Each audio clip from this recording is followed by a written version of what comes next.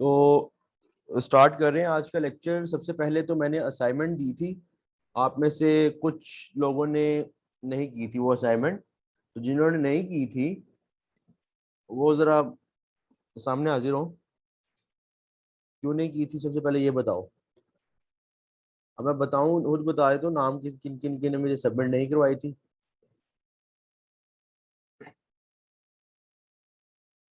खुद ही बता दो यार, कब करवाओगे। सिर्फ 5 मिनट की असाइनमेंट थी। और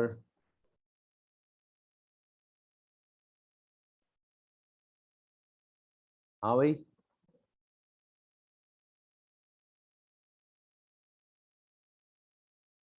पेपर के बाद, हाँ फैसल आपने मुझे बता दिया था।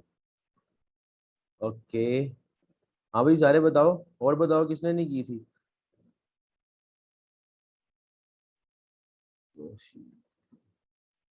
हाँ सही है। जुहेब आपने भी सबमिट नहीं ना करवाई मुझे। यार असाइनमेंट में ना कोशिश किया करो, बल्कि जुहेब ने करवा दी है, जुहेब ने करवा दी है। असाइनमेंट में कोशिश किया करो कि यार वो डिले ना किया करो। उसकी रीजन ये, अब मैंने आज फिर असाइनमेंट दे देनी है, फिर वो मिक्स हो जाए ना काम, तो वो फिर ना वो नहीं रहता। मैं भी अगर आपको पढ़ाने के लिए ऐसे रेगुलर ना पढ़ाऊंगा तो एक वक्त आएगा मुश्किल हो जाएगा आपके लिए कवर करना। इसी तरह आप लोग भी अपने ऊपर जुल्म मत करो, ठीक है। अच्छा यार, आज जो पहली असाइनमेंट थी तो भाई आपको माफ कर देते हैं, कोई मसला नहीं। अगली बार ख्याल रखना। अब देखो यार, उस दिन हमने पढ़ा क्या था, एक छोटी सी रिवीजन करते हैं। लास्ट टाइम हमने पढ़ा क्या था उस चीज पर। हाँ लास्ट टाइम हम पहुंचे थे, हमने स्टार्ट किया था कि कॉस्ट क्लासिफिकेशन दो किस्म की होती है, एक by function, by behaviour. By behaviour तो मैंने कहा था टोटली अभी हमारा ताल्लुक नहीं है इस चीज के साथ, ये आएगा इंशाल्लाह ताला नेक्स्ट चैप्टर में पढ़ेंगे। बाय फंक्शन में हमने डेफिनेशन देखी बाय फंक्शन की, कि कोई भी एक्टिविटी जो बिजनेस परफॉर्म कर रहा है, कोई भी एक्टिविटी जो बिजनेस परफॉर्म कर रहा है, कोई भी एक्टिविटी जो बिजनेस परफॉर्म कर रहा है, उसको कहते हैं, उसका फंक्शन है। इस बेस पे कॉस्ट को क्लासिफाई किया गया इनटू 6 टाइप्स। सबसे पहली प्रोडक्शन कॉस्ट, जो चीज बनाई जाती है उसकी cost, cost of making the product, ठीक है। उसके बाद हमने इस यहाँ पर डिस्कस क्या किया, दूसरे पास सेलिंग कॉस्ट, चीज को बेचने की कॉस्ट, ठीक है। उसके बाद हमने डिस्कस किया डिस्ट्रीब्यूशन कॉस्ट, कि यार एक चीज बन गई है, अब उसको पहुंचाना है कस्टमर तक। एक चीज बन गई है, उसको पहुंचाना है कस्टमर तक। एक चीज बन गई है तो उसको पहुंचाना है कस्टमर तक, तो अब उसकी कॉस्ट। अच्छा, उसके बाद आपके पास जो हमने कॉस्ट पढ़ी एडमिन कॉस्ट। मैंने कहा जनरल जितने भी एक्सपेंसेस होते हैं, स्क्रीन नहीं शो हो रही। फैसल आपको अभी भी स्क्रीन शो नहीं हो रही, बाकियों को स्क्रीन शो हो रही है, मुझे सर जरा नहीं शो बता दो। रही। रिकनेक्ट करो फैसल, रिकनेक्ट करो, आपका इंटरनेट इशू होगा, वरना स्क्रीन मैंने जी शेयर सर की। सही है। मैं ठीक है सर, मैं दोबारा ज्वाइन करता हूँ। रिकनेक्ट करो फिर सही होगी। किसी की स्क्रीन ना शो हो रही हो, मैं बोल रहा हूँ आवाज ना आ रही हो, तो रिकनेक्ट कर लिया करो। पहली बात। और दूसरी बात कि लिंक जो है ना, इसी लिंक पे ही आना है पूरे बैच। पहली दिन वो जरा इशू हो गया था ना, मैंने अलग अलग लिंक भेजे थे, उस तरह बहुत वो मसला हो जाएगा। तो सीन ये कि लिंक वही यूज होगा थ्रू आउट द बैच, ठीक है। वो पर्सनल लिंक है जिसपे आप आओ रोज, और उसी पे ही क्लास होगी, रीज्वाइन भी उसी पे करना है, सही है। अच्छा देखो, तो उसके बाद हमने एडमिन कोर्स देखी। एडमिन कोर्स में मैंने आपको क्या कहा कि जनरल जितने भी एक्सपेंसेस होते हैं, जैसे कंप्यूटर कोस्ट, इंटरनेट कोस्ट, इसके अलावा अकाउंटेंट की कोस्ट, इस तरह के जितने भी खर्चे हैं वो किससे रिलेटेड है, एडमिन कोस्ट से रिलेटेड है। अच्छा, इसके बाद आपके पास आई एडमिन के पास, आपके पास है रिसर्च कोस्ट, फाइनेंस कोस्ट पहले, ठीक है। फाइनेंस कोस्ट में हमने पढ़ा कि यार पैसे अरेंज करने के जो होते हैं, पैसे अरेंज करने के जो क्या कहते हैं, क्या कहते पैसे लगते हैं। जैसे फॉर एग्जांपल, एक एग्जांपल से देता हूँ कि हम बैंक जाते हैं, हमें पैसों की जरूरत है, हम बैंक वालों को कहते हैं हमें पैसे चाहिए। बैंक वालों को हम कहते हैं, बैंक को कहते हैं जाके हमें पैसे चाहिए। बैंक हमें आगे से क्या कहता है, बैंक कहता है ठीक है ले जाओ पैसे, लेकिन इसके ऊपर मुझे इंटरेस्ट दोगे तुम। इस तरह नहीं चलेगा कि तुम मुझे इंटरेस्ट नहीं दोगे, इंटरेस्ट दोगे यानी कि अलहदा पैसे दोगे उस पैसे के अलावा, तो वो आपकी कॉस्ट है, अलहदा खर्चा हुआ तो वो आपकी फाइनेंस कॉस्ट है, ठीक है। उसके बाद आपकी I research cost. Research cost में आपने क्या देखा है कि research done before making the product, कि आपने एक चीज है, उस चीज को बनाने से पहले, उस चीज को बनाने से पहले की रिसर्च की कि बनाना क्या है, मार्केट में बनाना क्या है, चीज बनानी क्या है। तो वो तो रिसर्च कोर्स का पार्ट है, लेकिन एक रिसर्च मैंने कहा कि वो होती है जब प्रोडक्ट बन जाता है ना, उसके बाद वो रिसर्च की जाती है। तो ऑब्वियस बात है यार, प्रोडक्ट जब बन जाते हैं तो उसके बाद कौन सी रिसर्च की जाती है, वो यही रिसर्च की जाती है कि भाई प्रोडक्ट बन गया, बेचना किधर है, बेचोगे कहां पर जाके।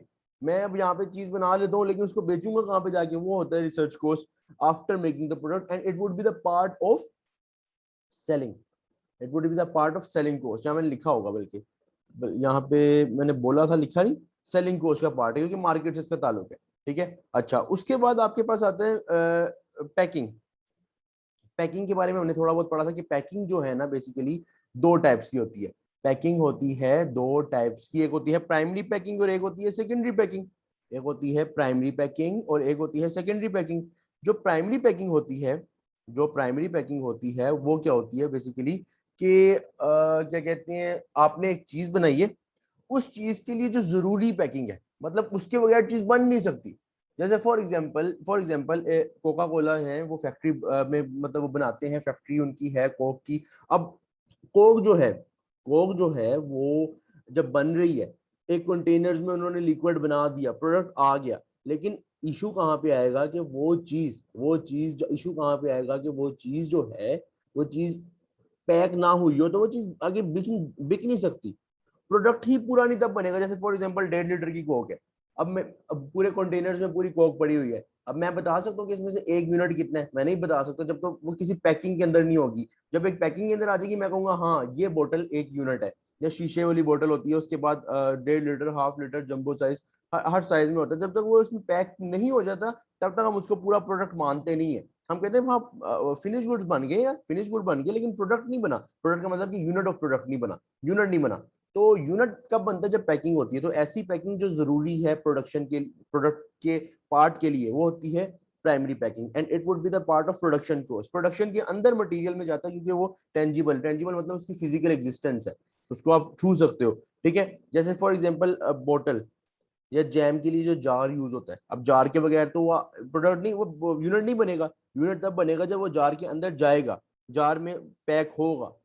दूसरी साइड पे पैकिंग कौन सी थी? मैंने बताया था सेकेंडरी पैकिंग अनलोडिंग पर्पस के लिए होती है। जैसे आप आए हो, ठीक है, कोक वाले आए हैं, उन्होंने अनलोड करने के लिए क्रेट्स का इस्तेमाल किया। क्रेट्स जो है इसके बगैर प्रोडक्ट बन गया हुआ है, पैकिंग हो गई हुई है।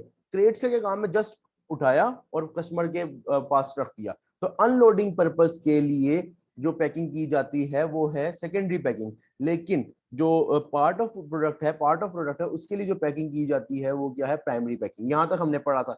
आज हमने स्टार्ट करना है अपना नेक्स्ट पोर्शन। इससे आगे यार देखो, एक कॉस्ट होती है, उसको बोलते हैं रिसर्च कॉस्ट। रिसर्च कॉस्ट से पहले, रिसर्च कॉस्ट पे तो बात हो गई है, storage cost. Storage cost, storage cost निकला है वर्ड स्टोर्स से। स्टोर्स भी बोल सकते हैं, वेयर हाउस बोल सकते हैं इसको। स्टोर्स होता क्या है? गौर से सुनो। देखो यार, जब माल, मेरा एक बिजनेस है फॉर एग्जांपल बैट का, बैट वो जो बल्ले नहीं होते, बैट, ठीक है। तो बैट का क्या कहते हैं बिजनेस है। अब उसके लिए मुझे ना वो लकड़ी, वुड की जरूरत है, वुड मेरी आती है। अब वुड जब आएगी, ऑब्वियस ही बात है यार, वुड मैं ज्यादा सारी मंगवाऊंगा, वुड मैं पहली मर्तबा ज्यादा सारी मंगवाऊंगा, उसके ऊपर प्रोडक्शन होगी, बैट बनेंगे। अब वुड जो है वो पड़ी पड़ी तो यार, इस तरह तो पड़ी पड़ी वो वुड जो है खराब हो जाएगी। मतलब अगर आइए, आते साथ मैं बनाने थोड़ी लग गया हूँ, आते साथ मैं बनाने थोड़ी लग गया हूँ। आज वुड आएगी जब, उसके बाद कुछ अर्सा में, कुछ टाइम में वुड को रखूंगा कहीं पे, घर में नहीं रखूंगा, ऑब्वियसली बात है, घर में तो नहीं मैं रख सकता। वो उसको, उसके लिए कोई जगह रखी होगी मैंने बिजनेस में। उस जगह को जहां पे आपकी इन्वेंट्री, इन्वेंट्री यानी कि माल, माल यानी कि मटेरियल रखते हो ना, उस जगह को बोलते हैं स्टोर। स्टोर्स या वेयर हाउस बोला जाता है। अक्सर बिजनेस बोलते हैं हमारा स्टोर या हमारा वेयर हाउस। वहां पे वेयर हाउस का मतलब है कि हमारा माल वहां पड़ा हुआ है। वहां पे वो आउटलेट नहीं है, वहां पे कस्टमर ने नहीं आना। वो फैक्ट्री भी नहीं है। फैक्ट्री के लिए, फैक्ट्री में तो प्रोडक्शन होती है, फैक्ट्री में जो माल यूज होना है उस माल को कहाँ रखना है, वो स्टोर्स होता है। तो स्टोर्स या वेयर हाउस दो किस्म के होते हैं। स्टोर्स या वेयर हाउस दो किस्म के होते हैं। वो दो किस्में क्या है, पहले ये सुन लो। एक स्टोर्स वो होते हैं, एक स्टोर्स एक स्टोर्स वो हैं जो कि, माइक जरा सही से लगा लूं। हाँ, एक स्टोर्स वो होते हैं जो कि होते हैं रॉ मटेरियल के, जहां रॉ मटेरियल रखा जाता है। एक स्टोर्स वो होते हैं जहां रॉ मटेरियल रखा जाता है, एक स्टोर्स वो होते हैं जहां पे फिनिश गुड्स रखे जाते हैं। एक एग्जांपल से बताता हूँ। अभी मैंने आपको बोला कि आज जब माल आता है, यानी कि वुड आई है मेरे पास, लकड़ी आई है, उसको बैट्स में कन्वर्ट करना है। ये तो नहीं कि 50 किलो मंगवाइए तो आज ही सारे बैट्स में, शायद महीने का माल मंगवाता हूँ कि महीना इसी लकड़ी को यूज करना है। उस लकड़ी को जितने भी मैंने किलो मंगवाई है, 1000 किलो, 2000 किलो, जितने भी किलो मंगवाई है, मैं कहाँ रखूंगा? स्टोर्स में रखूंगा। अब वो स्टोर्स स्टोर्स वो है रॉ मटेरियल वाला। अब मेरा बेड बन गया, बेड मेरे बन गए फॉर एग्जाम्पल, जितने मैंने लकड़ी मंगवाई थी, 1 महीने के मैंने तकरीबन 500 बेड बना के रख दिए हुए हैं। 500 बेड बाय 500 बेड्स बना के रख दिए हुए हैं। अब 500 बेड जो है, जिस तरह आई थी चीज बनने में टाइम लगा, उसी तरह जब बनेगी तो उसके बाद बिकने में भी टाइम लगेगा। ये तो नहीं है कि 500 आज ही कस्टमर आ जाएगा, सारा बिक जाएगा, या आज 500 का 500 आप जाके दुकान पे भी नहीं रख सकते। दुकान पे 5 या 10 या 15 या 50 रख लोगे, 500 बेड दुकान पे थोड़ी रखोगे। तो दुकान के पीछे भी एक स्टोर होता है, दुकान के पीछे भी एक स्टोर होता है, जहां पे उसकी जो फिनिश गुड्स होती है ना, उनको मेंटेन रखा जाता है, उनको रखा जाता है। तो ऐसा एक स्टोर होता है जहां पे रॉ मटेरियल पड़ा होता है, यानी कि प्रोडक्शन के लिए। एक स्टोर होता है जहाँ पे फिनिश गुड्स पड़ी होती है, यानी कि यहाँ से आगे चीज जानी है कस्टमर के पास। ठीक है, तो दो किस्म के स्टोर्स हैं, दो किस्म के स्टोर्स हैं, दो किस्म के। एक जहाँ पे रॉ मटेरियल, एक जहाँ पे फिनिश गुड्स। अच्छा, अभी मैं बताता हूँ कि स्टोर से रिलेटेड खर्चे, क्योंकि हम कॉस्ट क्लासिफिकेशन पढ़ रहे हैं, इसके अंदर भी हमने खर्चे की बात करनी है, इसके अंदर भी हमने खर्चे की बात करनी है। लेकिन उससे पहले स्टोर्स के बारे में यहीं पे एक बात बता दूं इसके बारे में, फिर एग्जांपल की तरफ आऊंगा कि कौन कौन से ऐसे खर्चे हैं जो स्टोर से रिलेटेड है। बिजनेस तो देखेगा ना यार, बिजनेस। अब देखो, स्टोर का फॉर एग्जाम्पल वो रेंट दे रहा है 50,000, तो 50,000 उसने अपने कस्टमर से चार्ज करना है ना, सेलिंग प्राइस के अंदर, कॉस्ट के अंदर डालेगा। याद है पहला दिन मैंने आप लोगों को बताया था कॉस्ट क्लासिफिकेशन का फायदा? उस फायदे में मैं क्या बोला था आप लोगों को, याद करो कि two for appropriate selling price. और सेलिंग प्राइस कब आएगी? जब अप्रोप्रिएट कॉस्ट आएगी। अब स्टोरेज कॉस्ट जो आ रही है आपके पास, रेंट आ रहा है 50,000 का स्टोर्स का, उसको कहाँ पे लेके जाओगे? उसको यूनिट्स पे नहीं लेके जाओगे, तो कस्टमर से चार्ज नहीं करोगे तो उल्टा लॉस हो जाएगा। तो कॉस्ट क्लासिफिकेशन इसी तरह होती है, छोटी छोटी कॉस्ट का हिसाब किताब रखना जरूरी होता है for running the business. Business ही नहीं रन कर सकोगे अगर इन चीजों का ख्याल नहीं रखोगे। अब बात करने लगोगे स्टोर्स अगर रॉ मटेरियल का है, ये तो पक्की बात है कि वो जो 6 कॉस्ट थी ना, जो हमने पढ़ ली थी कॉस्ट क्लासिफिकेशन बाय फंक्शन में, production, selling, distribution, admin, finance और रिसर्च। राइटिंग और स्पेलिंग अपने अपने हैं, ठीक है ना, उस पर कोई लड़ाई नहीं। ये ना हो कि शाम को कोई डंडे शंडे लेके आ जाओ मेरे घर और कहो कि भाई आपकी राइटिंग बड़ी फारिग है। अच्छा, तो ये 6 किस्म की कॉस्ट है, ठीक है। तो 6 किस्म की कॉस्ट को जानी इसी के अंदर ही है, मतलब इसकी स्टोर से रिलेटेड भी जो कॉस्ट होगी वो इसके अंदर ही जानी है। लेकिन आप लोग बताओगे कि अगर आप लोग अपने अंदाजे से बताओगे, आप लोग अपने अंदाजे से बताओ, अपने जो आपका अंदाजा है कि अगर स्टोर्स है रॉ मटेरियल का, मैं मकसद बता देता हूँ कि रॉ मटेरियल के स्टोर्स का मकसद क्या होता है। रॉ मटेरियल के स्टोर्स का मकसद ये होता है कि जब आपके पास रॉ मटेरियल आता है, जिस वक्त आपके पास रॉ मटेरियल आया, उस पर प्रोडक्शन होनी है, उस पर अभी प्रोडक्शन होनी है, प्रोडक्शन होनी है।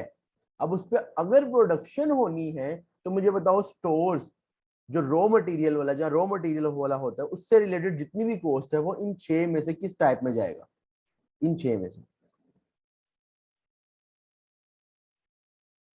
बताओ भाई, सारे बताओ। अंदाजा अंदाजा लगा दो, गलत है, ठीक है, पता है, नहीं पता, कुछ भी बोल दो, बोलना जरूर है सबने। ये बोले बगैर नहीं मैंने बिठाना किसी को यहाँ पे।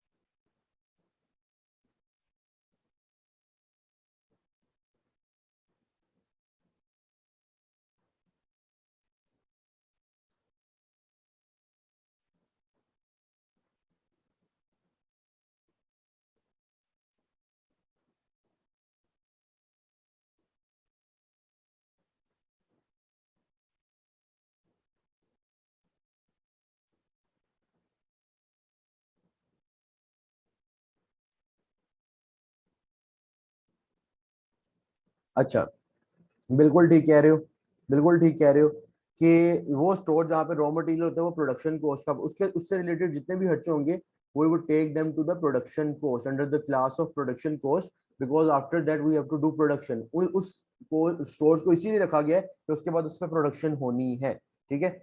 और फिनिश गुड्स, जो फिनिश गुड्स का स्टोर है, देखो मेरी बात सुनो, आपने चीज बना ली, कस्टमर, आप अपने आप को ना बड़ा बिजनेस कंसीडर करो, बड़ा बिजनेस। आपने ना कॉल, आपने कॉल की अपने, आपके कस्टमर की आपको कॉल आई, ठीक है, उसने कहा मुझे माल चाहिए। आपने कहा ठीक है, कितने रुपए का उसने माल मंगवाया, उसने कहा इतने मुझे बैट्स चाहिए, ठीक है बैट्स मिल जाएंगे, हमने कहा पेमेंट कर दो, उसने पेमेंट कर दी, सेलिंग कॉस्ट खत्म हो गई। अब हमारा काम क्या होता है कि जब एक चीज बिक जाती है, अब उसको उठा के प्रीमिसेस तक लेके जाना, प्रीमिसेस यानी कि कस्टमर की जगह तक लेके जाना है, हमारा काम कस्टमर की जगह तक लेके जाना है, जो कि होता है डिस्ट्रीब्यूशन। तो हमेशा स्टोर्स, देखो स्टोर्स हमेशा तब बनाया जाता है, वेयर हाउस हमेशा तब बनाया जाता है जब जिस वक्त आप जो हो आपने माल जो है ना कस्टमर तक पहुंचाना होता है। अगर तो छोटा बिजनेस है ना, छोटा बिजनेस, तो उसमें तो डिस्ट्रीब्यूशन डिपार्टमेंट है ही नहीं। अगर मेरी छोटी सी दुकान है तो उस पर कहाँ डिस्ट्रीब्यूशन होगी, वहां पे तो कस्टमर आएगा चीज ले जाएगा। हम बड़े बिजनेस की बात कर रहे हैं जहाँ पे आगे माल पूरे पूरे वो दुकानों पे जाता है, जो फैक्ट्री वाली साइड होती है, मतलब जो सबसे ऊपर से डील कर रहा होता है, उसके बाद नॉर्मल दुकानों पे आता है, उसके बाद नॉर्मल कस्टमर को एंड एंड कस्टमर को मिलता है। ठीक है। तो फिनिश गुड्स का वेयर हाउस, फिनिश गुड्स का जो वेयर हाउस है, यहाँ से माल उठ के जाना होता है कस्टमर के पास। तो जो वेयर हाउस जो फिनिश गुड्स का है, उसकी जितनी भी कॉस्ट है, it would go to distribution cost. अच्छा, अक्सर लोगों को ना सवाल उठते हैं यहाँ पे कि सेलिंग कॉस्ट में क्यों नहीं जाता।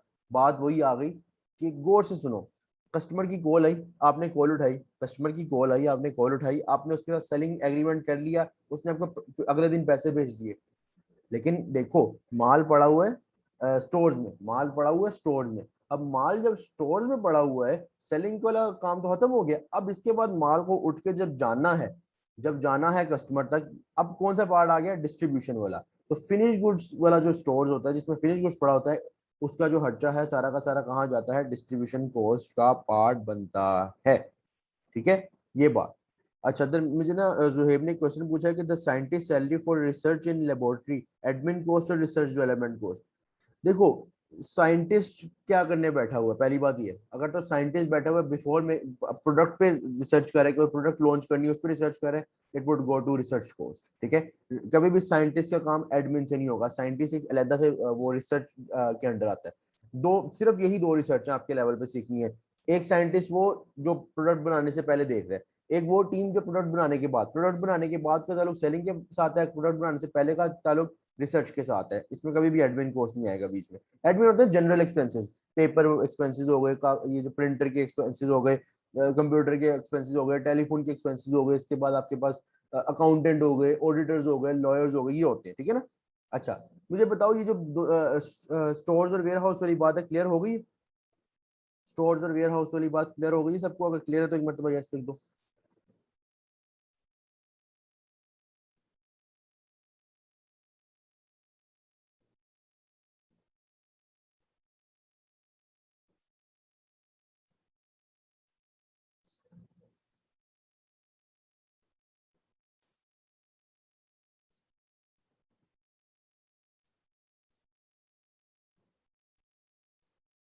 अच्छा, अब मैंने आपको बताना कि स्टोर से रिलेटेड खर्चे कौन कौन से हैं, स्टोर से रिलेटेड खर्चे कौन कौन से हैं वो बताने लगा। स्टोर से रिलेटेड देखो, स्टोर का रेंट, स्टोर की इलेक्ट्रिसिटी, स्टोर का गार्ड, इंश्योरेंस करवाई हुई है, कोई रिपेयर मेंटेनेंस हो गई,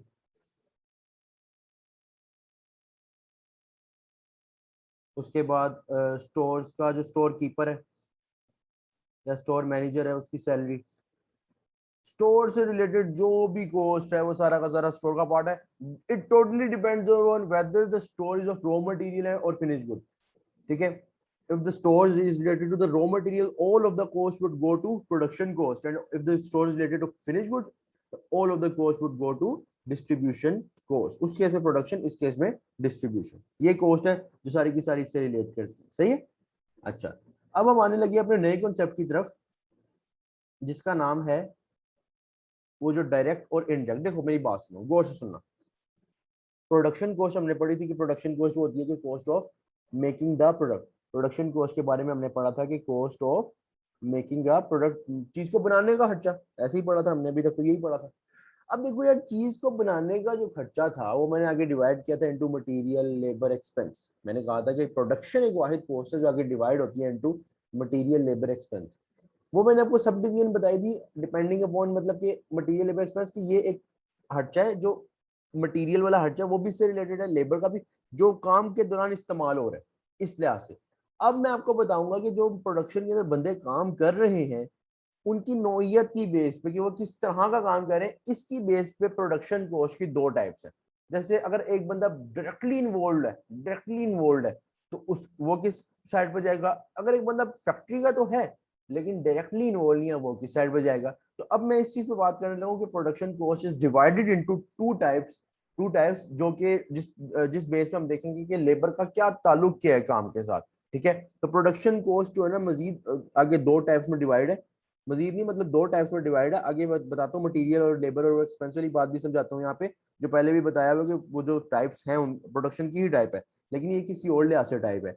तो प्रोडक्शन की कॉस्ट की जो टाइप है, एक टाइप का नाम है डायरेक्ट कॉस्ट, एक का नाम है इनडायरेक्ट कॉस्ट। ये प्रोडक्शन के अंडर बता रहा हूँ, डायरेक्ट और इनडायरेक्ट प्रोडक्शन कॉस्ट। कहीं पे अगर एक बात याद रखना, जिंदगी में कहीं पे भी एसीसी का पेपर हो ना हो, कहीं पे भी फैक्ट्री लिखा आ जाए ना कहीं पे सवाल में और आपसे पूछे वो किससे रिलेटेड कॉस्ट है, फैक्ट्री से रिलेटेड, हमेशा वो अक्सर वो कंफ्यूज करने के लिए ना प्रोडक्शन का नाम नहीं लेता, वो फैक्ट्री यूज करता है। तो फैक्ट्री का जितना भी ताल्लुक है वो किसके साथ है, फैक्ट्री का जितना भी ताल्लुक है वो सारा का सारा प्रोडक्शन कॉस्ट के साथ है। सही है।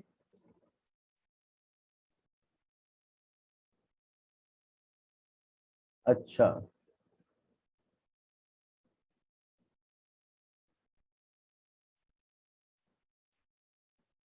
अच्छा, अब क्या सीन है कि यार बात करने लगो कि डायरेक्ट और इनडायरेक्ट के बारे में मैंने डिवाइड तो कर दिया प्रोडक्शन कॉस्ट को इनटू डायरेक्ट और इनडायरेक्ट कॉस्ट। ठीक है, अब इस पर बात करते हैं। बेसिकली डायरेक्ट और इनडायरेक्ट कॉस्ट में क्या फर्क है। डायरेक्ट कॉस्ट और इनडायरेक्ट कॉस्ट एक ऐसा ऐसा खर्चा जो प्रोडक्शन से रिलेटेड है, ऐसा नहीं, मैं ये नहीं कह रहा क्योंकि ये भी तो इनडायरेक्ट भी टाइप प्रोडक्शन की ही है, लेकिन एक ऐसा खर्चा जो डायरेक्टली रिलेटेड है। ठीक है, ऐसा खर्चा जो डायरेक्टली रिलेटेड है टू प्रोडक्शन।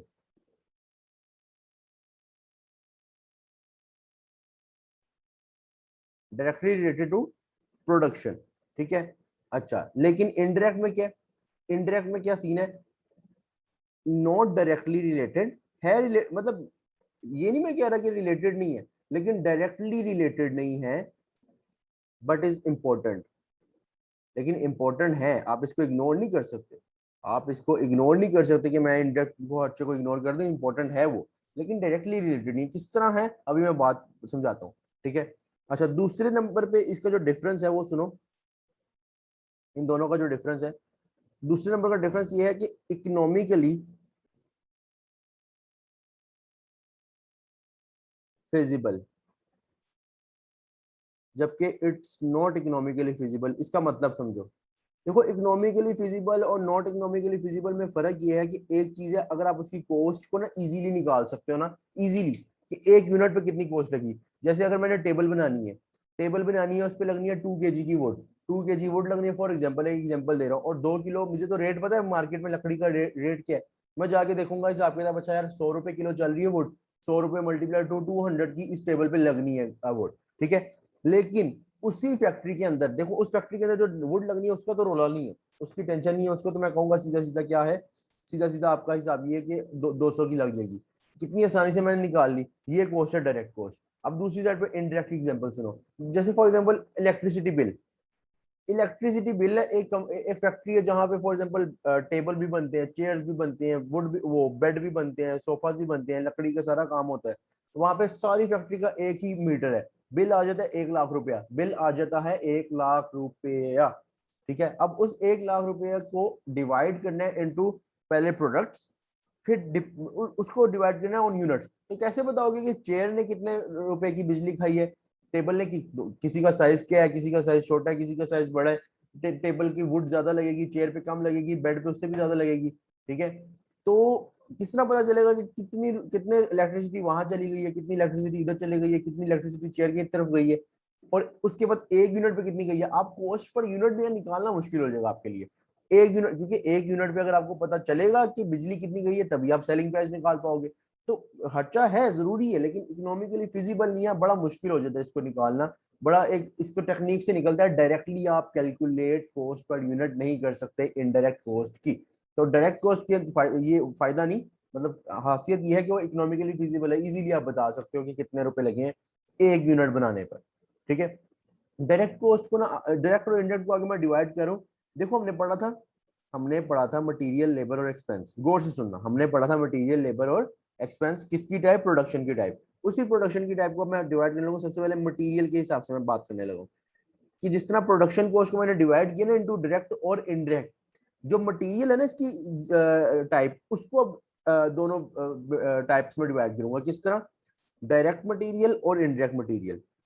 एक साइड पर डायरेक्ट मटेरियल, मटेरियल की दो टाइप्स हैं, डायरेक्ट मटेरियल और इनडायरेक्ट मटेरियल।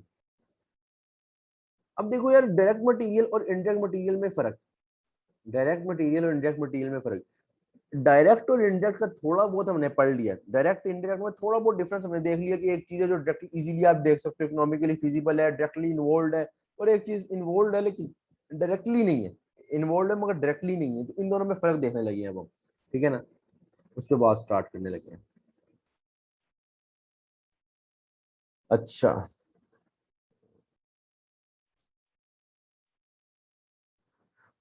डायरेक्ट मटेरियल और इनडायरेक्ट मटेरियल में फर्क, सबसे पहली बात, ये तुम्हें पता है कि मटेरियल की एक खासियत है, चाहे वो डायरेक्ट हो चाहे वो इनडायरेक्ट हो, टेंजिबल होता है। टेंजिबल का मतलब उसकी फिजिकल एग्जिस्टेंस होती है, मतलब आप उसको छू सकते हो, इस तरह नहीं है कि आप छू नहीं सकते, फिजिकल एग्जिस्टेंस होती है मटेरियल की, ठीक है ना। अब हम बात कर लेंगे डिपेंडिंग ऑन डायरेक्ट और इनडायरेक्ट के फर्क क्या है, ठीक है। तो सबसे पहला फर्क,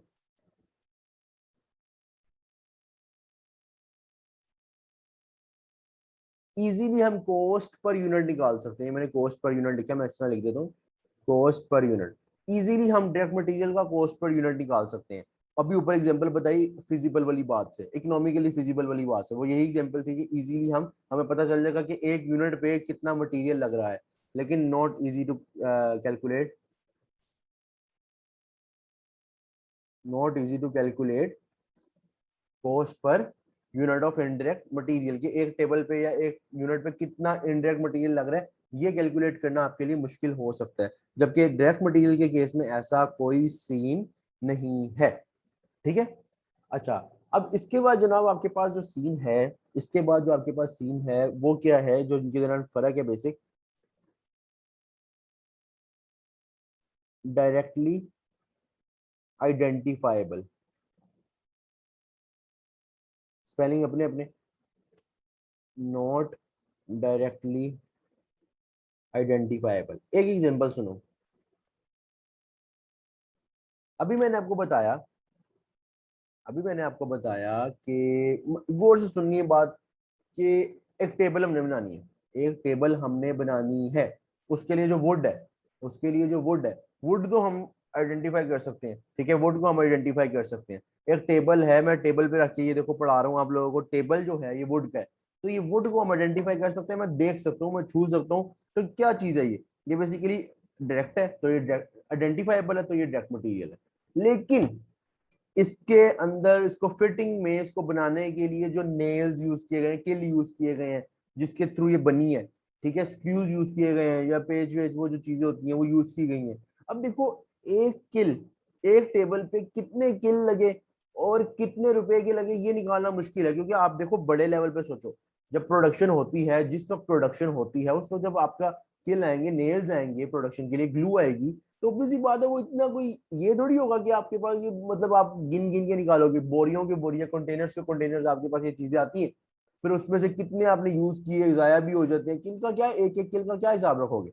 तो वो डायरेक्टली आइडेंटिफाई, वो डायरेक्टली वो उसका पैसे नहीं निकाल सकते, मतलब ये नहीं निकाल सकते कि एक टेबल पे कितने रुपए की किल लगे। हाँ, वैसे आप नॉर्मल मार्केट में जाओगे आपको होगा 2 रुपए का, 1 रुपए का, इतने या ये वो, लेकिन आप अगर फैक्ट्री पे मंगवाओगे, फैक्ट्री के लिए मंगवाओगे, तो ऑब्वियस सी बात है आप अंदाजा नहीं लगा सकते। तो जो नेल्स है, तो ऑब्वियसली अगर आप टेबल देखते हो तो आपको वुड पहले नजर आती है, डायरेक्टली नजर आती है, नेल पहले नजर नहीं आता, नेल पहले, किल जो होता है या ग्लू पहले नजर नहीं आती। आपको जो डायरेक्टली चीज नजर आती है वो वुड है, तो वुड वो इस साइड पे आएगी, मतलब डायरेक्ट मटेरियल का पार्ट है, और जो नेल्स हैं या ग्लू है वो इनडायरेक्ट मटेरियल का पार्ट है, ये not, and it's not directly identifiable. अच्छा, मैंने ये नहीं कहा कि देख नहीं सकते उसको, मैंने एक बात गौर से सुनो, ये लिखी है नॉट डायरेक्टली आइडेंटिफाइबल, क्या डायरेक्टली आइडेंटिफाइबल नहीं है, बस और कोई बात नहीं मैंने बताई इसमें, सही है। अच्छा, इसके बाद जनाब अगर आप आओ,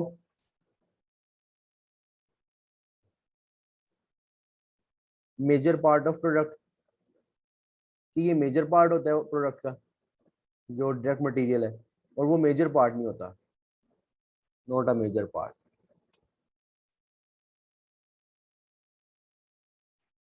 नॉट अ मेजर पार्ट। अच्छा, अब मेजर पार्ट का मतलब कि एक सही जो उसका असल पार्ट है। जैसे अब हाली नेल्स होंगे ना, आप इस तरह तो नहीं बोल सकते ना किसी के पास हाली किल लेके चले जो आपको देखो मैं टेबल बनाने लगा हूँ, इसका दिमाग खराब हो गया। हाँ, वुड लेके जाओगे ना, आपके पास नेल भी नहीं होंगे, आदमी कहोगे मैं टेबल बनाने लगा हूँ, ठीक है बना ले जाके। सही है, समझ रहे हो बात को? तो मेजर पार्ट ये वुड है, ठीक है। तो ये बात है कि जो डायरेक्ट मटेरियल है वो मेजर पार्ट है, वो मेजर पार्ट नहीं है। ग्लू, अब आप खाली ग्लू लेके जाके कहोगे मैं टेबल बना रहा हूँ, अगला लगेगा भाई बाकी चीजें ले आ फिर बना ली, उससे पहले ना बनाई। अब एग्जांपल देखते हैं, जैसे फॉर एग्जांपल टेबल के हिसाब से अगर बात करें तो वुड इधर इधर आएगा, लेकिन ग्लू, उसके अलावा नेल्स इधर आएंगे। अगर हम बात करें क्या कहते हैं शर्ट के हिसाब से, जो मैंने शर्ट पहनी हुई है इसके हिसाब से, तो इस पे जो फैब्रिक है वो डायरेक्टली आइडेंटिफाइबल है, पता होता है कि कितना कहाँ लगना है, क्या हिसाब किताब है। लेकिन बटन, अब बटन देखो, बटन मेजर पार्ट तो फैब्रिक है, बटन तो उसके बाद लगे हैं। बटन का ये सीन है कि उसका तो वो बल्क में आएंगे, ये भी नहीं पता होगा कि 2 बटन फैक्ट्री को कितने रुपए में पड़े, पता चल जाता है, ऐसा नहीं पता चलता, लेकिन डायरेक्टली इजीली नहीं पता चल सकता। फैब्रिक का पता चल जाता है, इतने गज कपड़ा लगा है, इतने गज को मल्टीप्लाई करो रेट के साथ मार्केट के, पता चल जाएगा कि फैब्रिक का क्या हिसाब किताब है। अगर फॉर एग्जाम्पल आपने केक वगैरह बनाया केक, अब केक के अंदर जो फ्लोर है, मैदा जो होता है, केक के अंदर जो फ्लोर है, स्पेलिंग मेरा ख्याल है यही होते हैं, तो क्या कहते हैं मैदा जो है वो मेन पार्ट होता है जो केक बनाया आपने, ठीक है। ब्रेड वगैरह की बात करो, ब्रेड के हिसाब से। लेकिन दूसरी साइड पे अगर आपने इसमें कोई शुगर डाली है, या आपने उसके अंदर कोई बेकिंग सोडा डाला, वो बेकिंग सोडा ही बोलते हैं ना, बेकिंग सोडा डाला है, बेकिंग सोडा डाला है, या इस तरह की कोई जो पाउडर शाउडर डाला है, तो ये क्या चीजें हैं, ये बेसिकली इनडायरेक्ट का पार्ट है, डायरेक्टली आइडेंटिफाइबल नहीं है। डायरेक्टली आइडेंटिफाइबल ये चीज है। तो ये मटेरियल के हिसाब से डायरेक्ट मटेरियल और इनडायरेक्ट मटेरियल। अब हमने इसके बाद जाना लेबर और फिर एक्सपेंस की तरफ, लेकिन उससे पहले आप रीज्वाइन करो, टाइम एंड ओवर है। सेम लिंक पे आना है, सेम लिंक पे, और सबने वापस आना है, कोई छुट्टी ना करे।